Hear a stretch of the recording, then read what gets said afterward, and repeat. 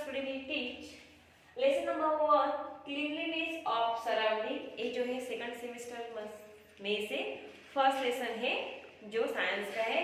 तो इस लेसन में हम जो क्लीनलीनेस कैसे रखते हैं हमारे सराउंडिंग्स यानी आजू बाजू का जो परिसर है उसमें हम किस तरह से बिहेव करते हैं यानी किस तरह से हम क्लीन रखते हैं परिसर।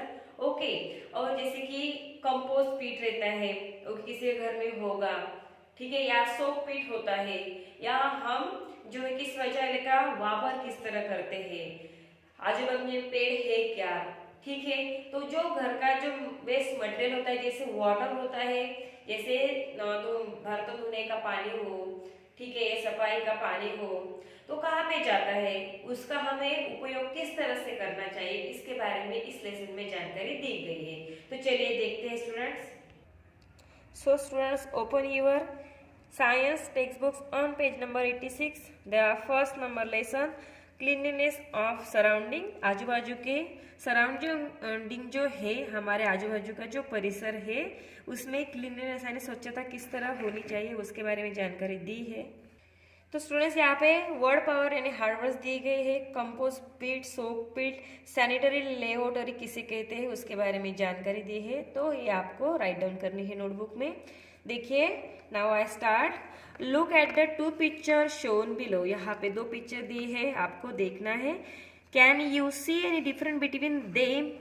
इन which of the two houses would you like to live in? Would you not like to live in a house which is neat and clean? तो यहाँ पे हमें क्वेश्चन किया गया है, दो पिक्चर देखिए, इसको ऑब्जर्व कीजिए। दोनों में से आपको कौन से घर में रहना यानी रहने के लिए पसंद होगा, कौन सा घर इसमें से क्लीन है। यहाँ पे देख सकते हैं सभी चीजें एक जगह पे अच्छे से रखी गई है, क्लीन है। ओके, यहाँ पे देखिए, यहाँ पे जो है बेड पे कलर गिरा है, यहाँ पे डस्टबिन है, जो दीवार पे लटकी हुई जो तस्वीर है वो भी अच्छे से नहीं रखी गई है। इधर उधर हम देख सकते हैं बहुत ही गंदा दिख रहा है, यानी हमें इस घर में रहना बहुत ही पसंद होगा because this is a cleanliness house. Okay, so good to know a clean house is a good house. जो क्लीन हाउस होता है वो कैसा होता है, गुड होता है, अच्छा होता है। A good house must be clean. हमारा जो हाउस है वो कैसा होना चाहिए, क्लीन होना चाहिए। We enjoy living in a clean house. और हमें जो है कि क्लीन हाउस में हम रहने के इंजॉय ले सकते हैं। Let us learn how we keep our house clean, sweep, mop and dust all a parts of house. तो चलिए अभी हम जानकारी लेते हैं हमारे घर को किस तरह से क्लीन रख सकते हैं। स्वीपिंग करके, मोपिंग करके, या डस्ट जो है डस्ट को बाहर करके भी हम हाउस को क्लीन रख सकते हैं। देखिए, spray insecticide to keep the house germ free. अगर हमें हमारे हाउस में हमें लग रहा है कि जो है कॉकरोच आ रहे हैं, मॉस्किटोज है, फ्लाइज है, तो हम उसमें इंसेक्टिसाइड स्प्रे कर सकते हैं। Next, do not scatter thing around, keep them in order. और हम जो भी थिंग्स रखते हैं वो स्कैटर नहीं होने चाहिए, उनको एक ही प्रॉपर ऑर्डर में रखना चाहिए। Use dustbin to throw waste. हमारे घर का जो भी कचरा रहता है वो फेंकने के लिए डस्टबिन का हमें इस्तेमाल करना चाहिए। In fact, cleanliness is liked by all, so we should keep our house and its surrounding neat and clean। ये जो cleanliness होता है, स्वच्छता सभी को बहुत ही पसंद रहता है। उस घर में हमारी सेहत भी अच्छी होती है, इसलिए हमारा घर नीट और क्लीन होना चाहिए। But is a matter of a regret that most often our surrounding are found very dirty. Who makes them dirty? But हम देखते हैं हमारे आजू बाजू का जो परिसर होता है, वातावरण होता है, वो डर्टी होता है। तो उसे कौन डर्टी बनाता है? Some people have a very bad habit to throwing the waste material here and there. कुछ ऐसे लोग रहते हैं उनको बुरी आदत होती है कि कचरा इधर उधर फेंकने की। Some spit and urinate in a open while there are some others who defecate in the open, making our surrounding dirty and hateful.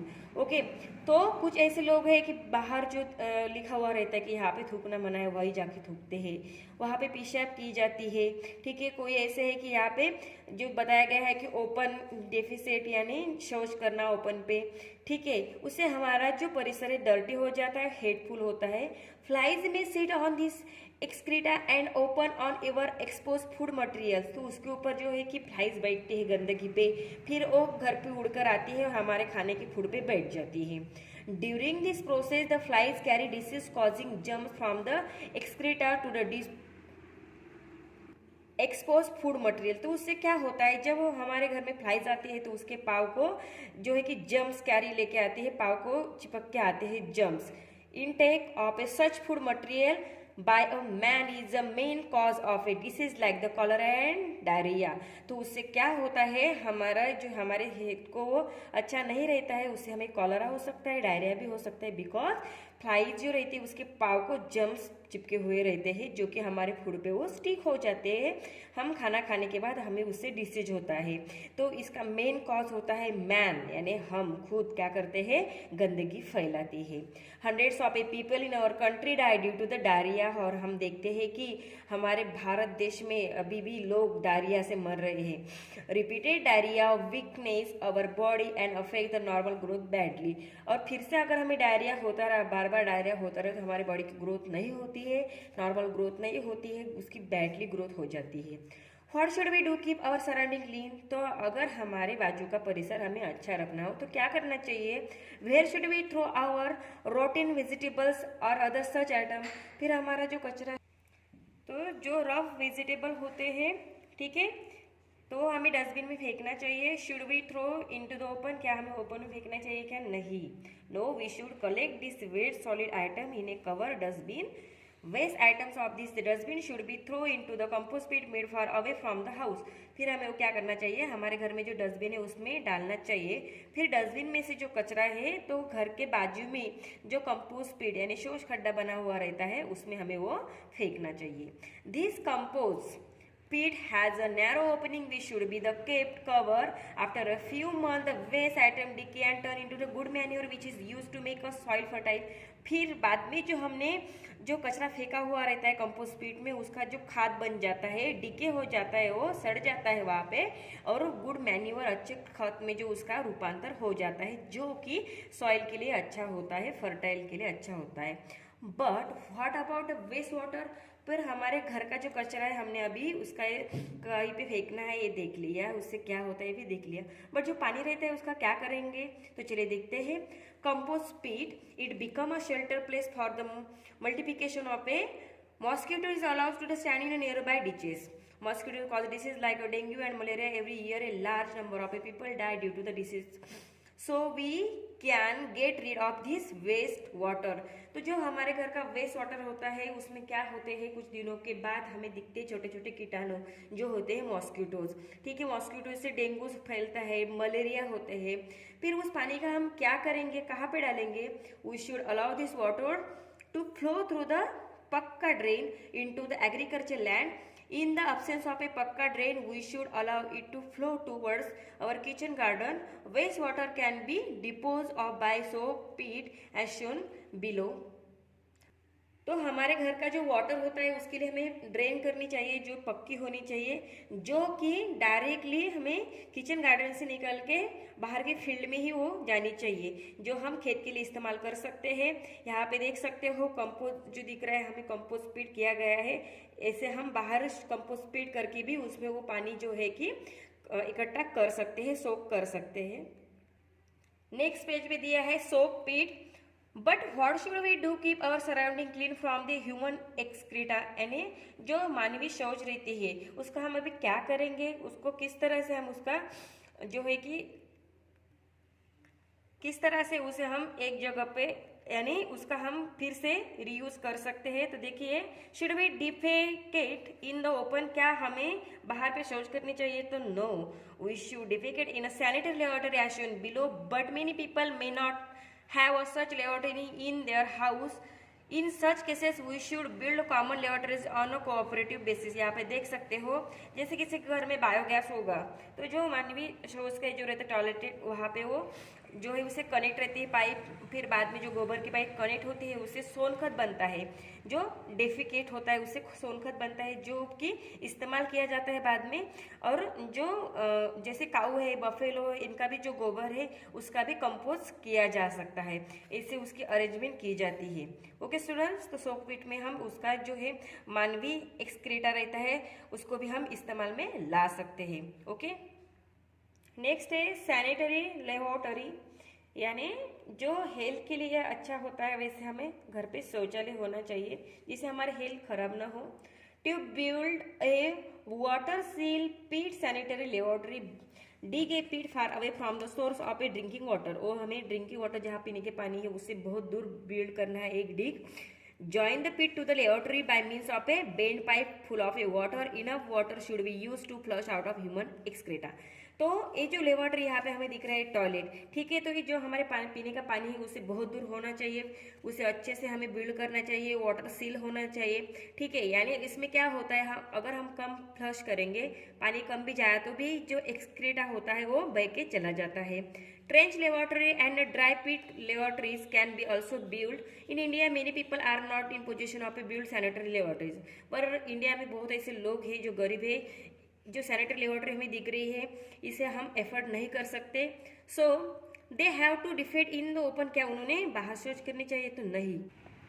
In such cases people should defecate on the place far away from the source of a drinking water residential houses. To prevent the spreading of a germ, they should cover their stool with soil. After defecations, they should wash their hands and their feet with a soap and ash properly.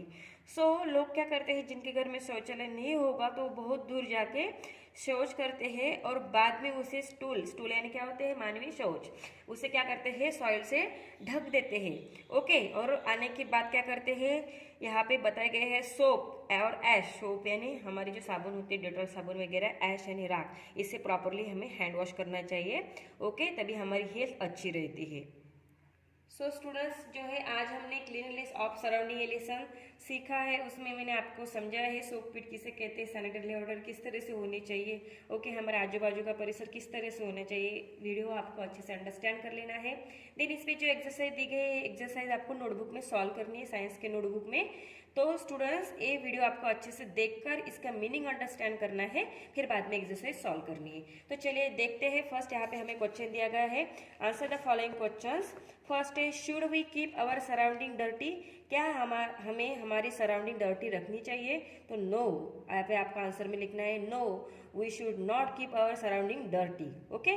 Next, what is the harm if we defecate in the open, describe. अगर हमने बाहर defecate की, ठीक है, शौच की, तो क्या हो जाएगा, तो डिस्क्राइब करना है. तो आपको आंसर में लिखना है, if we defecate in the open making our surrounding dirty and hateful, flies may sit on these excreta and then on our exposed food material. During the process, these flies carry disease causing germs from the excreta to exposed food material. Intake of such food material by a man in a main cause of a disease like cholera and diarrhea. तो उससे हमें क्या हो जाएगा, उसमें जो भी मक्खी बैठेगी, ठीक है, फ्लाइज बैठेगी, वो जर्म्स कैरी करेंगे, हमारे फूड पे बैठेगी, बाद में हम उसे सेवन करने के बाद हमें डिसीज हो जाएगा कॉलरा या डायरिया जैसा. इसलिए हमारे आजू बाजू का परिसर हमें गंदा नहीं करना चाहिए. ओके. देखिए नेक्स्ट थर्ड क्वेश्चन है, what will be the harm if we allow our waste water to stand in near by ditches. यहाँ पे बताया गया है कि अगर हमारे घर से जो वेस्ट वाटर जाता है वो हमने नियर बाय यानी आजू बाजू में डिचेस बना के उसमें छोड़ दिया तो कौन सा हार्म होगा. तो आपको आंसर में लिखना है, it should not be allowed to stand in a ditches because mosquito breed in a such place and spread disease like malaria and dengue.